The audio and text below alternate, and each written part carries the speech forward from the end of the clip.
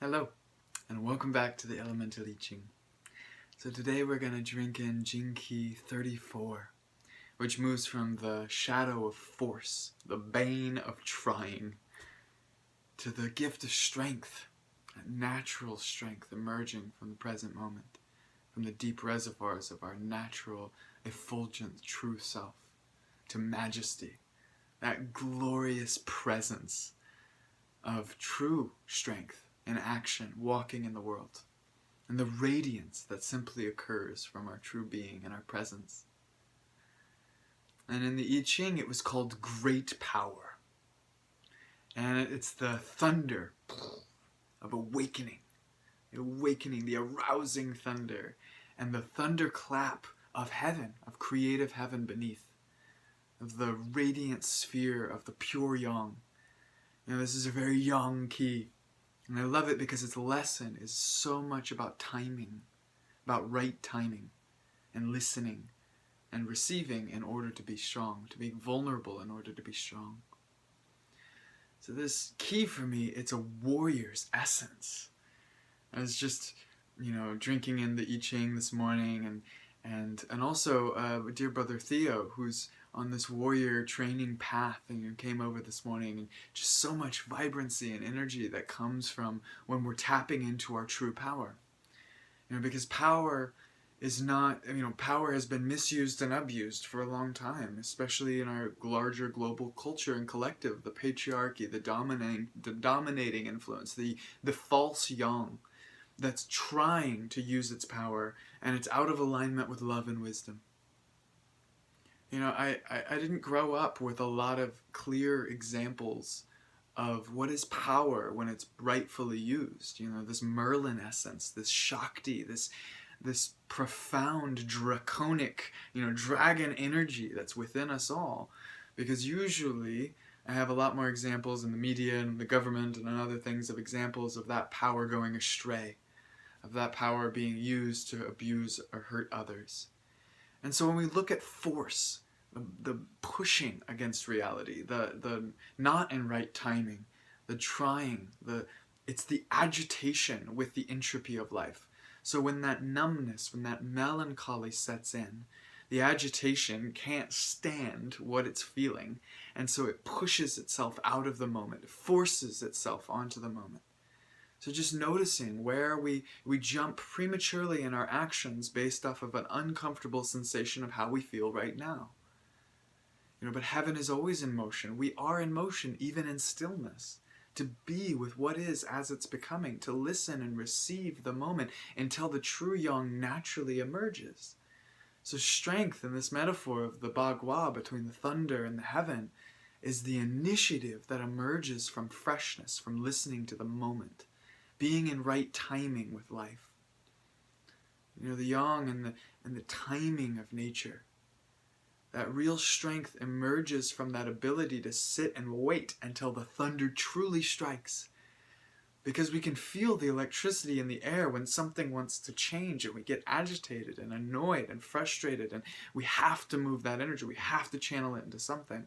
But when we force that externally to try and fix the situation and receive some sort of external security, or running from the pain we're experiencing, being superficial with the experience and just sticking to the surface, and then we force some sort of experience to change that moment.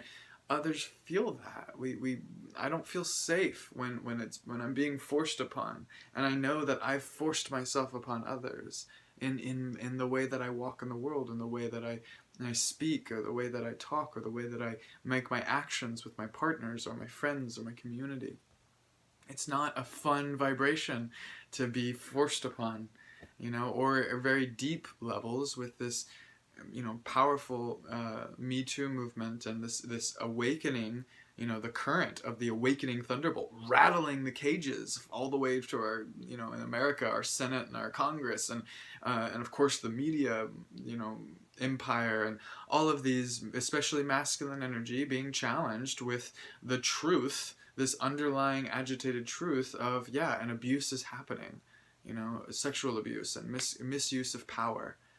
And that's what the thunderbolt is here to do. It awakens, it rattles the cages. It's the awe-inspiring moment of truth that you can't but reveal. I can't look away from this blinding thunder of change, the yang wood of the cataclysm of the moment. And sometimes, like the Tower card, just breaking down all of these structures.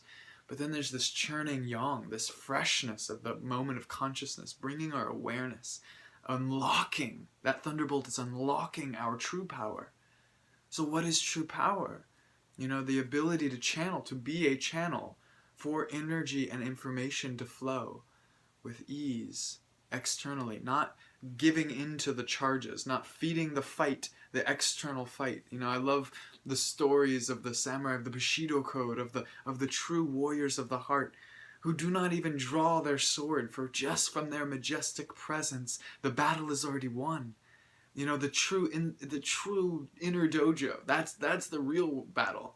Me and Theo were talking today about competition between the masculine energy, and it's like, it's not to compete to be better than you or to take away something from you so that I have more power, but actually to compete, to be striving together, to let the energy of another that is better than I to actually influence me to grow in my own capacities. What is the uniqueness of my strength emerging?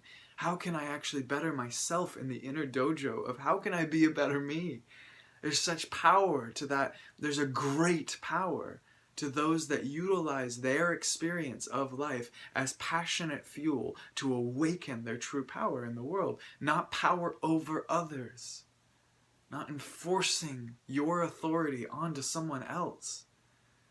But how can we be the majestic lions, the kings and queens of this awakened civilization, our majesty, our pride, right?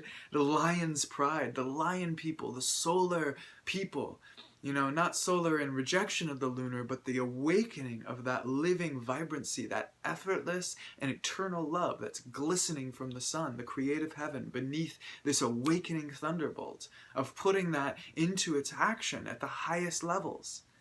The strength emerges naturally from a deep relaxation, from being the hollow bone, from letting yourself become an instrument of that divine action to occur.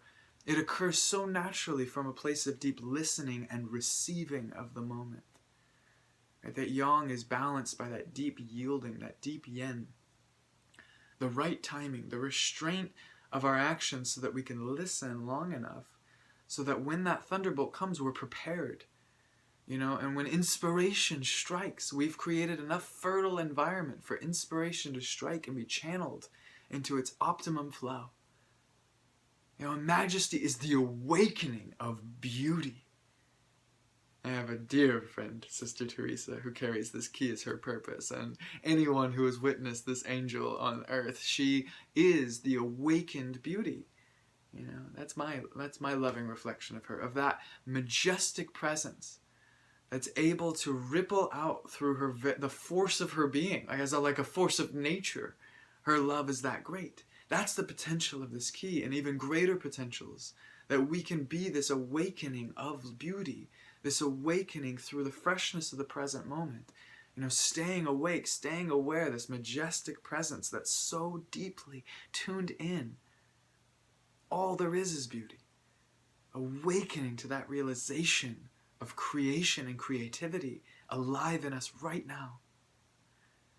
So I end this with just this gratitude to all my brothers and sisters who are utilizing the turning of this wheel of samsara, all of this confusion and suffering, and all of this information of sensation as we walk through the world, to let that turn this wheel, turn this ever-present generating energy of the creative heaven, so that this awakening thunderbolt is fueled by the highest intent, unconflicted behavior with passionate intent for the highest benefit of all beings, including ourselves. To walk that prayer in a very physical, embodied way, to relax ourselves so that the light is all that shines through. When we stir up and muddy the waters, we don't feel that level of clarity that can occur, that lightning, that diamond mind clarity. So ignite the passion, the power to feed that dragon, to feel that dragon of who I am, of who we are, as a collective, as a tribe, as a movement, as an awakening. And not to use that externally, that leans outside of this glory, this majesty. Let us be, when I think of majesty, I think of Aslan from Lion, the Witch, and the Wardrobe, the king of that Jesus figure of the Lion King, the God Lion, whose very footsteps created new life. That his footsteps left behind a trail of flowers and grass. Just this beauty of, can every step I take actually bring more beauty into the world instead of putting a dent in this glorious, abundant universe? I don't need to force myself on the universe. I don't need to force myself onto others for my agenda. I don't need to force myself to break through something, a shell, a chrysalis that needs time, that needs deep relaxation, that needs trust beyond trust. And then from that relaxation, I'm naturally oriented to the right timing when it is time for that sprout to push up against the ground, against the concrete, to reach up to that stellar light. It is time to awaken together in our governments, economies, our political action as individual citizens, and our enlightened action as a community, as a sangha of people choosing love, choosing real sustainable practices. So where am I forcing? Forcing my ideas, forcing my agendas, manipulating? Or where am I walking in the strength of me authentically being me? I invite that for you. Can you stand in the great power of who you are? Care so deeply for others, but not in a way that bleeds out you. You don't need to give away your power. I don't need to give away my power to anyone else's ideas or expectations of who I am. Because this key awakens from something so beyond self-obsession. It's so non-aware of itself. It's the strength that simply emerges because there's no other option but for this flower to bloom. Do you think flowers are vain in their blossoms? No, they're just following the natural urge to share who they really are. I want us all to share who we really are. Thanks for listening. Many blessings.